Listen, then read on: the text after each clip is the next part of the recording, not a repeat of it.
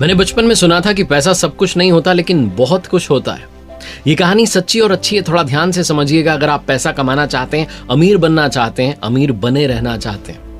Robert T Kiyosaki नाम के इंसान की कहानी है। जब 5th क्लास में पढ़ते थे, जिस स्कूल में पढ़ते थे, वहां देखते थे कि अमीरों के बच्चे आते थे, उनके माता पिता, उनके पेरेंट्स आते थे महंगी गाड़ी में उनको छोड़ने के लिए। उन बच्चों के पास में महंगे आइटम होते थे। रॉबर्ट के जो फादर थे वो एक टीचर थे, PhD होल्डर थे, अच्छी पढ़ाई की थी, लेकिन कम कमाते थे। रॉबर्ट ने कहा मेरे डैड तो पुअर डैड है। रॉबर्ट घर पर गए एक दिन स्कूल से परेशान होकर के, यही सोचते जा रहे थे कि मेरे पास में ये सब चीजें क्यों नहीं है, मेरे पापा कार से छोड़ने क्यों नहीं आते हैं। जाकर के पापा से कहा कि पापा अमीर कैसे बन सकते हैं। तो पापा ने कहा यूज योर हेड, अपना दिमाग चलाओ। छोटा बच्चा 5th क्लास का क्या करता, अपने दोस्त माइक के पास में गया और उससे कहा कि आओ थोड़ा पैसा कमाते हैं। आसपास के एरिया में जितना टूथपेस्ट था, जितनी वो टूथपेस्ट की ट्यूब होती वो थी खाली वाली, उसको लेकर के आए। स्टील का बर्तन गैस पर रखा, गर्म पानी जो था उबलने के लिए छोड़ दिया, उसमें उसको डाल दिया और कुछ कोशिश में लगे थे। रॉबर्ट के फादर, रियल फादर जो है, घर पर आते हैं तो देखते हैं कि बच्चे क्या कर रहे हैं। उन्होंने कहा क्या कर रहे हो? तो रॉबर्ट कहते हैं कि पापा हम मनी कॉइन्स बनाएंगे, इससे सिक्के बनाएंगे। वो हंसने लगते हैं और कहने लगते हैं कि ये इल्लीगल है, ये नहीं करना चाहिए। फिर रॉबर्ट को लेकर के बैठते हैं अलग से और कहते हैं बेटा तुमने उस दिन सवाल पूछा था कि अमीर कैसे बन सकते हैं। मैंने मेरी लाइफ में पैसे के बारे में सोचा ही नहीं, एक नौकरी के बारे में सोचा, नौकरी करता रहा। पैसा ज्यादा कैसे कमा सकते हैं तो ख्याल ही नहीं आया। तुम्हारा जो दोस्त है माइक, उसके फादर बिजनेसमैन है। माना वो सिर्फ 8वीं पास है, मेरी तरह इतनी उन्होंने पढ़ाई नहीं की, सिर्फ 8वीं पास है, लेकिन वो तुम्हें बता सकते हैं कि अमीर कैसे बनते हैं। 9 साल का बच्चा माइक के डैड के पास जाता है, जिन्हें कहता है रिच डैड, और उनसे समझना शुरू करता है। कहानी की शुरुआत होती है, 30 साल तक समझता है, फाइनेंशियल जो एजुकेशन है वो उससे मिलती है और कमाल करके दिखाता है। रॉबर्ट टी कियोसाकी, जिनकी किताब है रिच डैड पुअर डैड, उसकी समरी आपको समझाने का प्रयास कर रहा हूं इस छोटे से वीडियो में। लर्निंग सीरीज आप देख रहे हैं, सीखोगे नहीं तो जीतोगे कैसे। मेरा नाम है आरजे कार्तिक। इससे पहले कि क्या सीखना चाहिए rich dad poor dad book से, मैं आपको बताना चाहता हूं कि जो इसके ऑथर हैं रॉबर्ट टी कियोसाकी, उन्होंने इस बुक में ये भी बताने की कोशिश की कि मेरे जो फादर थे, यानी कि जिनको वो रिच डैड कह रहे हैं, यानी कि दोस्त के फादर, और पुअर डैड यानी कि उनके रियल फादर, उनकी सोच में कितना डिफरेंस था। बचपन में वो बोलते हैं कि मैं सोचा करता था, कंफ्यूजन था, क्योंकि मैं छोटा था, मैं समझ नहीं आता क्या करें। रिच डैड की सुननी चाहिए, पुअर डैड की सुननी चाहिए, क्योंकि पैसों के बारे में दोनों का जो एटीट्यूड था, जो पर्सपेक्टिव था, वो बिल्कुल डिफरेंट था। हालांकि दोनों ही चाहते थे कि रॉबर्ट लाइफ में ग्रो करे। उनके पुअर डैड यानी कि रियल डैड जो थे वो ये कहते थे कि हम ये नहीं ले सकते हैं, हम वो नहीं ले सकते हैं, लेकिन जो रिच डैड थे उन्होंने ये लाइन कभी कही नहीं। जो पुअर डैड थे वो कभी भी डिनर टेबल पर डिस्कस करना पसंद नहीं करते थे पैसे के बारे में, लेकिन रिच डैड जो थे वो पैसे के बारे में डिस्कस करते रहते थे। जो रिच डैड थे वो ये कहते थे कि तुम्हें अपने आप से पूछना चाहिए, मान लो तुम्हें कोई चीज पसंद आ गई तो तुम्हें अपने आप से पूछना चाहिए कि इस चीज को कैसे ले सकते हैं। कई बार हम ये सोचते हैं कि तो मेरे बस की बात नहीं है और दिमाग को वहीं पर स्टॉप कर देते हैं, दिमाग उस बारे में सोचना ही बंद कर देता है, फाइल क्लोज हो जाती है। लेकिन अगर आप रिच डैड की बात माने, उनकी बात को फॉलो करें, तो वो कहते हैं कि आपको अपनी ब्रेन को काम पर लगाना चाहिए कि इस चीज को कैसे खरीदा जा सकता है। जैसे ही आप दिमाग को ये कहते हैं, दिमाग अपना काम करना शुरू कर देता है, ब्रेन की एक्सरसाइज होना जो है वो शुरू हो जाती है। इसलिए आप हमेशा अपने दिमाग को एक्टिव रखना चाहिए। पुअर डैड का ये मानना था कि रिस्क नहीं लेनी चाहिए, और रिच डैड ये कहते हैं कि रिस्क को मैनेज करना आना चाहिए। एक टर्म है कैलकुलेटिव रिस्क, वो लेनी चाहिए। पुअर डैड कहते थे कि बहुत सारी पढ़ाई करो, डिग्री लो, एक सिक्योर्ड जॉब करो। रिच डैड कहते थे कि पढ़ाई करो और पैसा कैसे काम करता है वो सीखो। पैसे के लिए काम मत करो, बल्कि उस पैसे को काम पर लगाना शुरू करो। तो 19 साल की उम्र में रॉबर्ट यानी कि इस बुक के जो ऑथर हैं वो डिसाइड कर लेते हैं कि रिच डैड की सुनेंगे, पैसों के बारे में सीखेंगे और लाइफ में ग्रो करते जाएंगे। अब क्या सीखने समझने वाली बात है, आइए उसके बारे में बात करते हैं। रिच डैड जो है वो ये कहते थे कि आप कितना पैसा कमा रहे हैं ये इंपॉर्टेंट नहीं है, इंपॉर्टेंट ये है कि आप कितना पैसा बचा रहे हैं। बहुत सारे लोगों को ये पता ही नहीं होता है। आपने देखा है वो सेलिब्रिटीज, वो सिंगर्स, वो एक्टर्स जो कि एक समय में बहुत अमीर थे, करोड़ों में कमाई कर रहे थे, लेकिन एक समय के बाद में उनके पास में कुछ बचता नहीं है, वो बैंकरप्ट हो जाते हैं, गरीब हो जाते हैं। जो एक महंगी लाइफस्टाइल मैनेज कर रहे थे, कुछ भी नहीं बचता है, क्योंकि वो फाइनेंशियली नॉलेज नहीं गेन कर पाए, अपने पैसे को मैनेज नहीं कर पाए और अमीर नहीं बने रहे। Rich dad poor dad book जो है आपको यही सिखाती है कि अमीर बनना और अमीर बने रहना दोनों में बहुत सारा अंतर होता है। अगर आप थोड़ा समझना चाहते हैं, इस कैश फ्लो को समझना चाहते हैं, तो सबसे पहले आपको एसेट के बारे में, लायबिलिटीज के बारे में समझना होगा।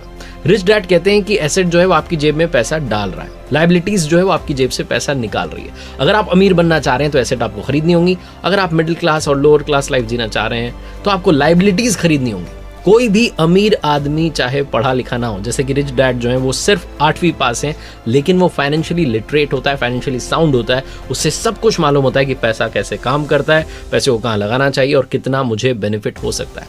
हर आदमी की लाइफ में एक इनकम स्टेटमेंट, बैलेंस शीट और कैश फ्लो होता है। इनकम स्टेटमेंट को एक तो इनकम और एक्सपेंसेस में जो है उसको डिवाइड किया जाता है, जो बता रहा है कि कितना आ रहा है और कितना जा रहा है। बैलेंस शीट में भी 2 पार्ट होते हैं, एक एसेट होता है, दूसरा लायबिलिटीज होता है। तो आपके एसेट जो है आपके लिए पैसा बना रहे हैं, आपको पैसा कमा के दे रहे हैं, जैसे कि जमीन है, शेयर मार्केट है, या आपने बॉन्ड्स में पैसा लगाया, या आपकी इंटेलेक्चुअल प्रॉपर्टी है। लायबिलिटीज जो है इसका मतलब कि आप सिर्फ और सिर्फ लोन चुका रहे हैं। तो सबसे पहले समझते हैं गरीब आदमी का कैश फ्लो।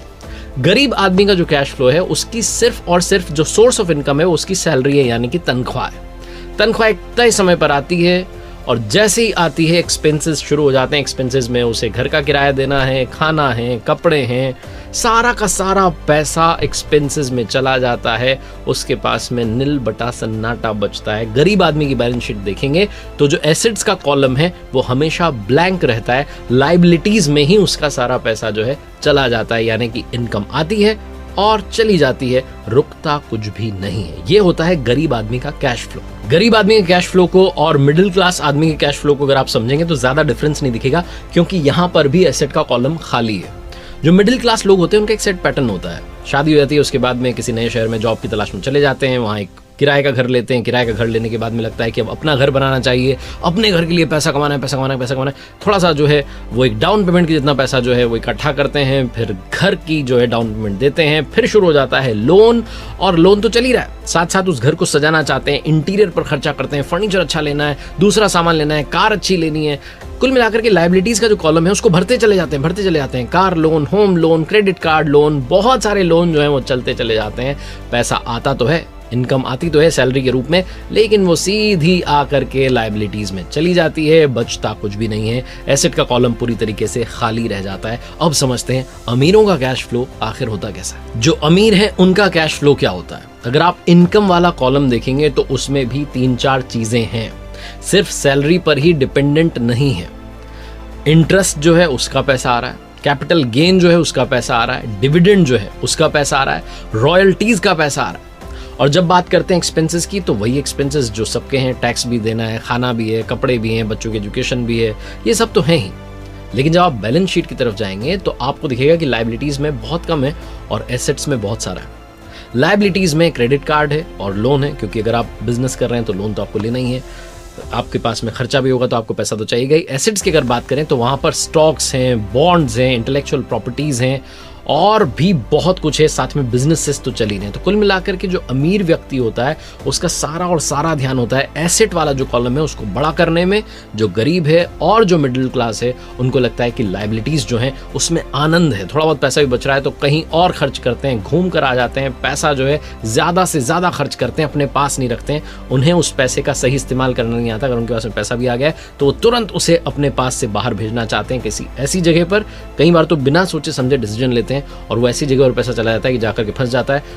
10 साल 15 साल के बाद में देखते हैं तो उस पैसे से ज्यादा ग्रोथ नहीं मिलती है। वो उसी रैट रेस में, जिसे कहते हैं ना रैट रेस, उसी में घूमते रहते हैं। पैसा कमाना है, खर्चे हैं, वापस से पैसा कमाना है, खर्चे हैं, नील बटे सन्नाटा आखिरी में लाइफ हो जाती है। इसलिए हमेशा एसेट वाला जो कॉलम है उसकी तरफ ध्यान दीजिए अगर आप रिच डैड की सुनना चाहते हैं। अमीर लोग जो होते हैं उनका इनकम सोर्स 3 टाइप का होता है। पहला ऑर्डिनरी यानी कि सैलरी, वो तो है ही। दूसरा है पैसिव यानी कि रियल एस्टेट से जो पैसा कमाया, जहां आप रहें ना रहें, ध्यान दें ना दें, पैसा आता रहेगा। और तीसरा है पोर्टफोलियो यानी कि शेयर मार्केट और सरकारी बॉन्ड से जो पैसा कमाया वो भी। दुनिया में जितने अमीर लोग हैं, चाहे वो जेफ बेजोस हों, चाहे इस बुक के ऑथर हों, चाहे जो फॉर्मर प्रेसिडेंट है अमेरिका के डोनाल्ड ट्रंप हो, ये सब अमीर क्यों बने? क्योंकि इनका पैसा, ये चाहे उस जगह पर थे या नहीं थे, पैसा ग्रो कर रहा था, पैसे से पैसा बनता चला जा रहा रहा था। जो आम आदमी होता है, जो गरीब आदमी होता है, जो मिडिल क्लास आदमी होता है, वो पैसे से सिर्फ और सिर्फ खर्चा करना जानता है, वो पैसे की नॉलेज नहीं रखता, फाइनेंशियल एजुकेशन जो है वो नहीं रखता, और इस चक्कर में उसे बड़ा सारा नुकसान उठाना पड़ता है। रॉबर्ट टी कियोसाकी किस्सा शेयर करते हैं, वो किस्सा मैं आपको बताता हूँ। वो जो किस्सा है उसमें वो कहते हैं कि 1989 में मैं अमेरिका में जहाँ रहता था उसके पास से एक जगह से निकल रहा था, तो मैंने देखा कि ज़्यादातर जो घर थे उन पर सेल के बोर्ड लगे थे, यानी कि बिकने के लिए वो तैयार थे। उस समय अमेरिका में रिसेशन आ गया था, शेयर मार्केट टूट चुका था और वहाँ की रियल एस्टेट जो मार्केट थी वो भी बहुत ख़राब हालत में थी। तो इन्होंने देखा कि एक घर के नोटिस बोर्ड पर बहुत दिनों से सेल का जो था बोर्ड लगा हुआ था। उस घर के मालिक से जाकर के मिलते हैं और पूछते हैं कितने में बेच रहे हो, तो कहते हैं कि मैंने तो बेचने के लिए लगाया लेकिन कोई खरीदार आ ही नहीं रहा है। तो रॉबर्ट पूछते हैं कि मुझे घर पसंद आ रहा है, आप क्या बोलते हैं कितने में? तो $20,000 में डील जो है फाइनल होती है। रॉबर्ट उस घर में किराएदार रख देते हैं, 2 साल तक किराएदार वहां रहते हैं। तब तक रियल एस्टेट का जो मार्केट था वो वापस से बूम पर आता है, वापस से ग्रो करने लगता है और उस जगह की वैल्यू बढ़ जाती है। रॉबर्ट 2 साल के बाद में $95,000 में उसे बेच देते हैं, बहुत सारा प्रॉफिट भी होता है और 2 साल में जब तक वो जगह वहां थी तब तक किराएदार रख करके वो पैसा भी बना लेते हैं। कुल मिलाकर के कहने का मतलब ये है कि पैसे से पैसा बन सकता है। ये जो रियल एस्टेट का जो बिजनेस है ये रॉबर्ट टी कियोसाकी को समझ में आ गया और वो लाइफ में ग्रो करते चले गए। मैकडॉनल्ड्स की बात करें तो मैकडॉनल्ड्स सिर्फ बर्गर बेचकर के पैसा नहीं कमा रहा है, मैकडॉनल्ड्स जो है वो पैसा कमा रहा है रियल एस्टेट में इन्वेस्टमेंट की वजह से भी, क्योंकि आज उनके पास में पूरी दुनिया में बहुत सारी रियल एस्टेट की प्रॉपर्टीज हैं। रिच डैड पुअर डैड में 3 कमाल की बातें बताई गई हैं। सबसे पहली, अर्निंग पर नहीं लर्निंग पर ध्यान दीजिए, क्योंकि लर्निंग यानी कि सीखना जीवन की प्रक्रिया है और ये अनंत तक चलती चली जाती है। आप जितना सीखेंगे उतना कम है। फाइनेंशियल लर्निंग बहुत इंपॉर्टेंट है क्योंकि गलतियां होती रहेंगी,